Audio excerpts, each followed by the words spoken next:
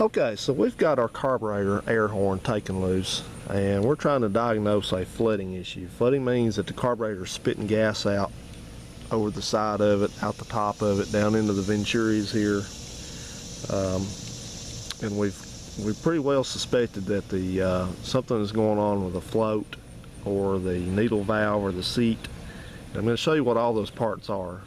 I've just showed you in the last part of this video how this works, the principle behind it. So here's what can go wrong with the float and the needle and seat. The most common thing to ever happen on one of these, in any carburetor really, the principle is usually the same on any of them, but what will normally happen is, especially with an older vehicle that's been sitting around, is the fuel system will push some rust or something, some kind of particles of dirt or rust up into the carburetor, and these get lodged in the needle valve down here, and they prevent this thing. Even when the float comes up to try to close it like this, they prevent it from stopping the flow of fuel because it has a precise fit, and I'm about to show you how.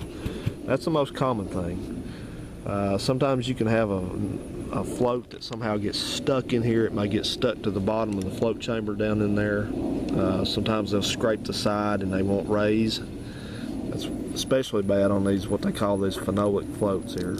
Well, they're not called phenolic, they're called nitrophil. It's a real dense foam is what this is, but sometimes that'll happen.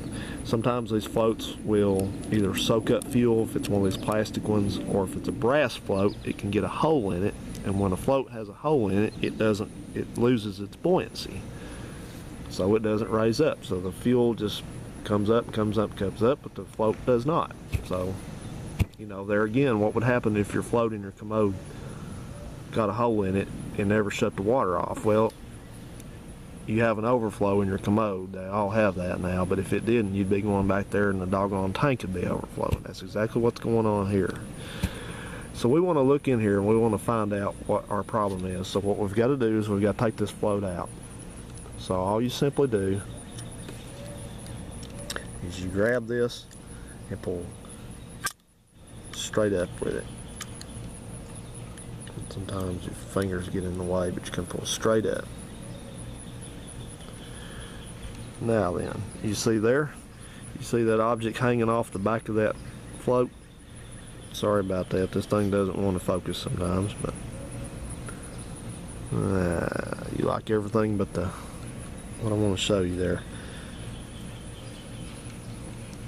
I'm going to try that. Oh, that's a little better. This camera, sorry guys, this camera's kind of flaky. It doesn't want to focus on.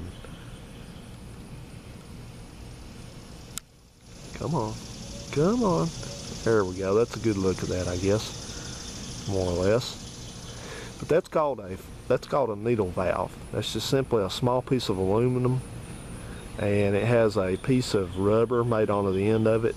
That's what seals this, and it's hanging right off the end of the float here. Now, the other part of this is what's called the seat. That's the seat down in there. That's where that float resides at. And how this works is, I just explained this to you thoroughly, but this rubber tip of this thing right there, when the float comes up, it pushes down on that thing there, and then it goes against the bottom of that seat right there, that brass seat. Well, what happens when it gets dirt in there on that thing, or dirt gets on this, or rust or whatever, or this tip breaks, it gets a crack in it or something like that, it loses its seal.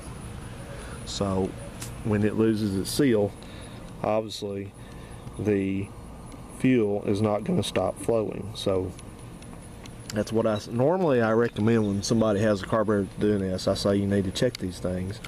And I say really you just need to go ahead and overhaul it, because all these parts come in an overhaul kit aside from the float. So that's what I recommend do. But you can generally get the I'm trying to make sure I don't drop this thing here. You can generally get the needle valve and the seat by itself if you have to. It's a little bit harder to get that, but you can replace those, or you can clean them. Generally you can clean them unless they're cracked. That looks funny, doesn't it? Things going crazy. Unless that rubber tip is just cracked or dried out, you can replace them or clean them. I mean, don't have to replace them. But I just generally, when you have one problem like this, that means you've probably got, see all that crap in the bottom of this carburetor? That's what's come through here. So that's what causes those problems. Now then, when we talk about the whoops, let me show you something here. Now, what I want to show you is I want to show you the proper way to put this, if you're rebuilding one of these Quadrajets, the proper way to put this needle valve on this float. You see there's got two little holes in the back of that. Make sure I'm in frame there. See those two holes? Alright, well, do not be tempted to hang this needle valve hanger through one of those holes like this. Let's see how do I usually see people doing this. Yeah, like this. You see how the thing is not helping me, is it? Anyway, maybe you can see that there. See how that's stuck through the hole? Well, the focus, there we go. That's wrong. Don't do that. What you do is you pull it back out. It's supposed to just hang on here like this, and this is the more frustrating way to do it, but that's the way it's supposed to be, right out of the Rochester guide. You see that? You see how it's just hung on there? So that's how that works. And let me give you a couple notes about these floats. These floats are adjustable to adjust the float level. Your instruction manual in your rebuild guide will tell you where to measure the float height, which means you simply, I've done a video on this, it tells you where to do that. You can check that video if you want, I'll link it. And if you need to adjust it, you see this little split place right here in the arm of the float. That's where you bend it, right there. So you bend it just a little bit up or down to raise or lower your float level. But these things here, like I said, see, this one looks good, but sometimes you'll see, sometimes you may see the end of it's all split, cracked, or something like that. But that has to be, this thing has to be perfectly clean. I mean, perfectly clean. Same goes for that seat in there. And the seat just screws out.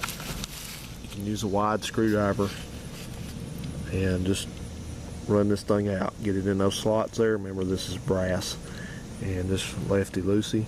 And come out with it. Remember, it's got a steel shim gasket that sits underneath it. So when you put it back together, be sure you put that in.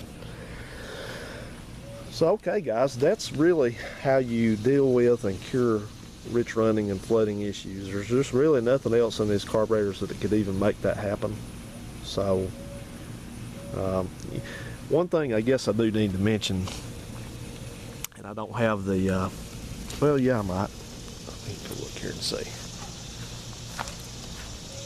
I'll show you another thing I almost forgot about, which is really less common, but we need to. Welcome to my very crowded garage here. I need to look at it, because I know as certain as I omit this, somebody's going to mention it. We're going to get some rain, doesn't it?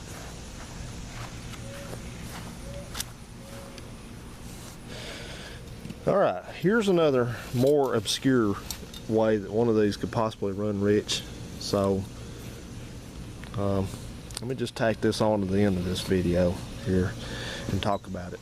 But these are called the well plugs, and these are on the bottom of the carburetor. You couldn't see it on this one because the base plate's still on it, but this has the base plate removed from this carburetor. This is the inside of it, that's the body, and then this is where the base plate would mount. But these are here, you got two large ones here and two under here, and these are basically where the factory drilled passages in the carburetor, and That's the only way they could do it, so they had to plug them off when they got them drilled. So these are steel plugs, and they're kind of peened over right here. You see that? That's with a hammer, I guess you could say. But they probably had some sort of tool that did that. So I have rarely ever seen these things seep fuel out or drip fuel out, but it can happen. So if you just can't get one of these carburetors to resolve running too rich, or you know, flooding or whatever, if you think it's flooding, then you can always take it apart and check these. And what you can do is you can use a two-part epoxy like JB Weld and just seal them up. It's covered up real good with JB Weld, and that'll take care of that problem right away. Those are located under here, actually. There's the back ones, and the two front ones are up under there. But so there you go. Please feel free to ask any questions about that. Like I said, I've seen a lot of questions about flooding and running too rich. Wow. Go in, I guess. Flooding and running too rich and things like that, and this should generally cover it, you know. So I'm always glad to answer your questions, guys, but do me a favor though, watch the video all the way through. I hope you have, and it should answer your questions. So if you have, you know, question is going to be like, I have a carburetor and it's running rich, what do I do? Well, I just did a 20-minute video on that subject, so please watch the video. That's to teach you about this. If I just answer the same questions, then I'm not teaching you very well. So there you go. I hope you enjoy it, and I'm glad to be back into the Quadrajets again, and I always love talking about them and showing you guys how to deal with the issues that do come up with age on these. And as always, just be glad that you have a Quadrajet and not something like a Volvo. Always be thankful for that. That's my word of wisdom for the day. Have a good one, guys. Thanks for watching. Please rate, comment, subscribe, and please check out my other Quadrajet videos. See you around.